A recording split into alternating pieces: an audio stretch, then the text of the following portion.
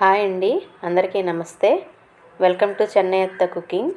చెన్నై అత్త కుకింగ్లో ఇవాళ చేపల వేపుడు ఎలా చేయాలో చూపిస్తున్నానండి.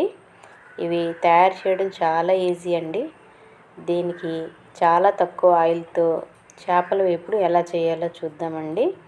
ఇప్పుడు రెసిపీలోకి వెళ్ళిపోదాం. ముందుగా చేప ముక్కలు ఉప్పు వేసి శుభ్రంగా కడిగి పెట్టుకున్నానండి. ఇవి 3/4 కిలో వరకు ఉంటాయండి.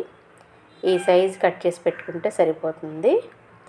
వీటన్నింటికి మసాలాలన్నీ రెడీ చేసి పెట్టుకుందాం. ముందుగా ఒక గిన్నె తీసుకుని 1 స్పూన్ ఉప్పు, 1/2 స్పూన్ పసుపు, 1 స్పూన్ కారం, 1 స్పూన్ ధనియాల పొడి, 1/2 స్పూన్ జీలకర్ర పొడి, 1 స్పూన్ గరం మసాలా పొడి, 2 స్పూన్ల అల్లం వెల్లుల్లి పేస్టు,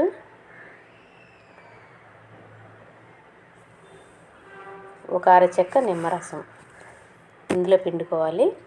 ఈ మసాలాలన్నీ కలిసేటట్టుగా బాగా కలుపుకోవాలి.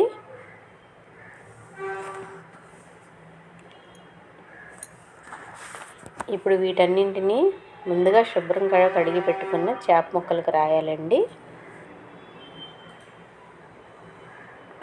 ఇదిగోండి, ఇలా చేప ముక్కలపై నేను చూపిస్తున్న విధంగా చేప ముక్కలంతా పట్టేటట్టుగా మూలకి అద్దేటట్టుగా రాయాలి.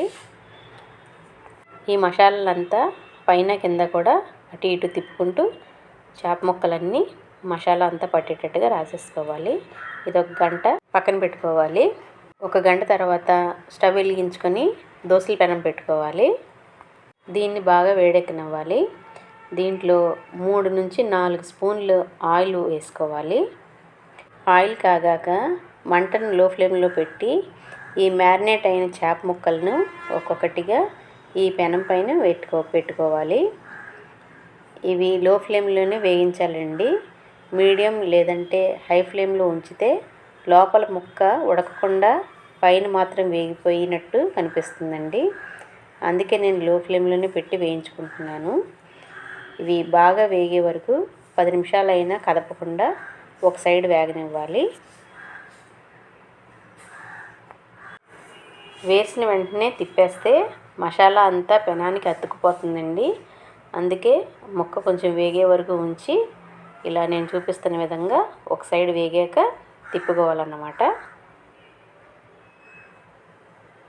ఇవన్నీ అటుపక్కకి తిప్పుకున్నాక దీన్ని కూడా మళ్ళీ 10 నిమిషాలు వేయించుకోవాలి. అన్ని ముక్కలు ఇలా తిప్పేసుకోవాలి. ఇలా తిప్పుకోవడం వల్ల మసాలా అంతా కింద పెనానికి అతుక్కోకుండా చేప ముక్క మాత్రం అతుక్కొని బాగా వేగుతుంది అన్నమాట. ఈ ప్రాసెస్ అంతా లో ఫ్లేమ్లోనే చేయాలండి. హై ఫ్లేమ్లో పెట్టారంటే ముక్క ఉడకకుండా అయిపోతుంది. ఇప్పుడు ఇటు సైడ్ కూడా ముక్క వేగిపోయిందండి. ఒకసారి మళ్ళీ అటు పక్క తిప్పేసుకొని ఏదైనా పచ్చిగా ఉన్న ముక్కలు లాంటివి ఏమైనా ఉంటే కనుక ఇంకొకసారి అటు పక్క తిప్పుకొని బాగా వేయించుకోవాలి.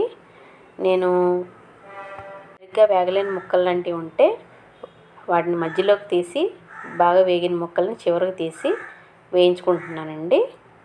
ఇలా తిప్పుకుంటూ వేయించుకుంటే చేప ఫ్రై రెడీ అయిపోద్దండి.